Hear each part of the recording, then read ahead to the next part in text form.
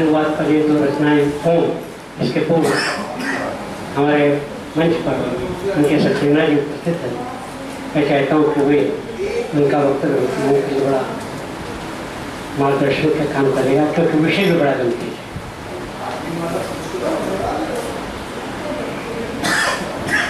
सभागार में उपस्थित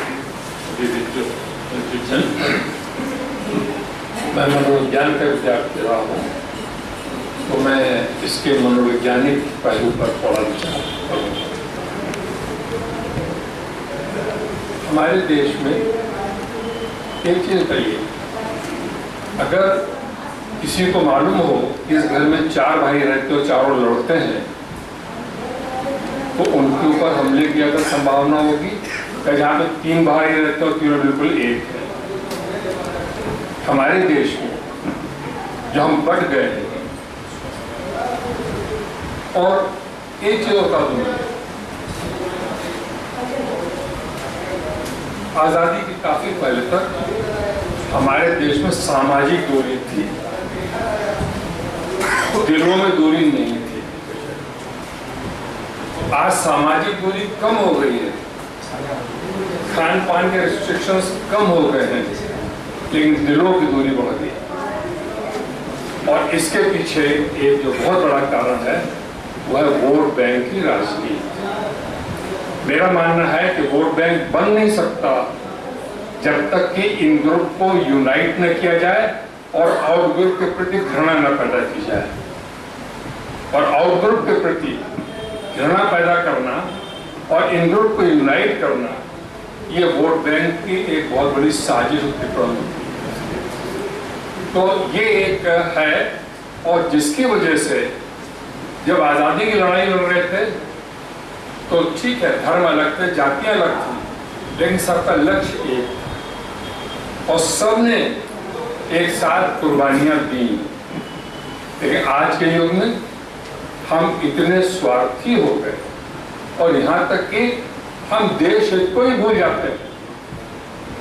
मैं विवाद में नहीं पढ़ना चाहता, ना मेरा कोई पॉलिटिकल इन्वॉल्वमेंट है किसी पार्टी से, लेकिन जिस समय कारगिल हो रहा था उस समय एक पार्टी के अध्यक्ष कह रहे थे,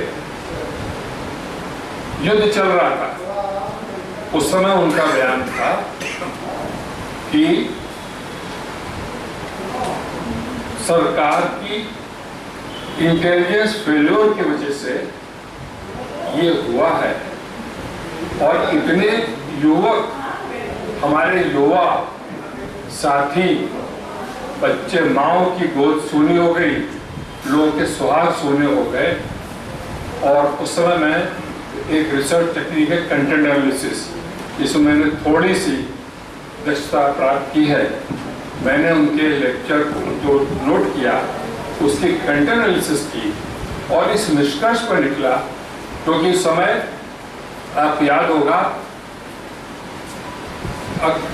कैंप तक बरखा तक पहुंच चुकी थी।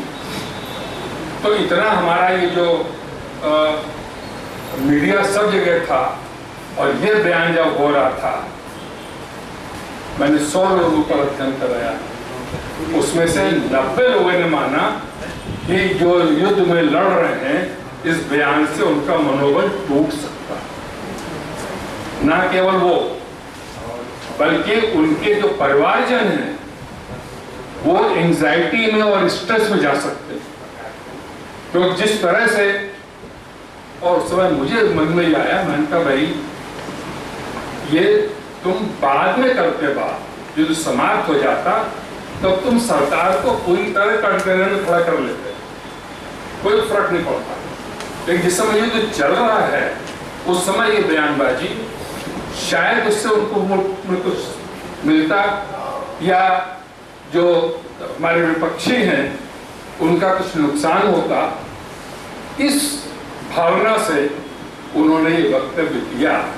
मैं समझता हूं कि उस वक्तव्य को अगर ढंग से एनालाइज किया जाए तो ये देशद्रोह का मामला बनता है, क्योंकि सैनिकों का मनोबल तोड़ना, उनके परिवार वालों के को स्ट्रेस में डाल देना, एंजाइटी में डाल देना, मेरी समझ से ये देशद्रोह है। तो इस तरह से हम इसमें भी नहीं चूकते कि जब कोई इस तरह की घटना हो जाए तो देश को इकट्ठा हो जाना चाहिए, लेकिन वहां भी हम वोट ढूंढते हैं। तो ये वोट ढूंढने की जो हमारी प्रवृत्ति है बहुत गलत है, और जिसकी वजह से लोग आकर्षित होते हैं हम पे हमला करने के लिए, क्योंकि जानते हैं कि यहाँ पे हैं तो 125 करोड़, लेकिन कोई 10 करोड़ है, कोई 20 करोड़, कोई 25 करोड़, कोई 50 करोड़ है।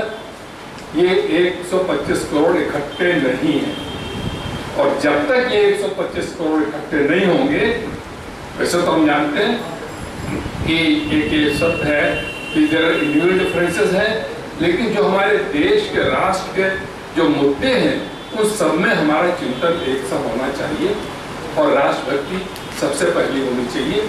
तो शायद हमारे पर न हो। एक बात अभी जो कही बहुत सही कही, मेरे चाचा जी एक्साइज विभाग में काम करते थे जब मैं बीए में पढ़ा करता था, तो कहते थे गांव वगैरह में एक आध लोग रेड पे गए तो वहां पे लोगों का किसी से दुश्मनी निभाना हो, कुछ नहीं कर सकते हो, उसके एक लड़के को चरसी या मदरची बना दो, वो परिवार अपने आप समाप्त हो जाए। तो जिस देश को नीचा दिखाना हो, दंड देना हो, उसके युवा शक्ति को ड्रग एडिक्ट बना दो। विवाद ने जो बात कही बहुत सही है, और ड्रग एडिक्शन से यानी देश कमजोर होता है।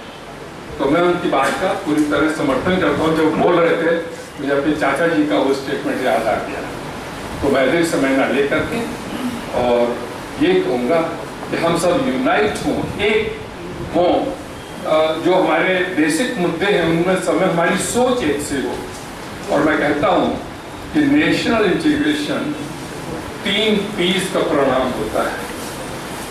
First piece poverty, second is prejudices, third is politicisation.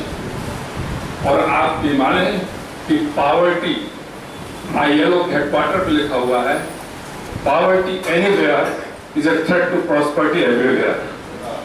कहीं के भी जो, और आपको मालूम है भारत की संपन्नता गजनी की विपन्नता का हमले के कारण बना।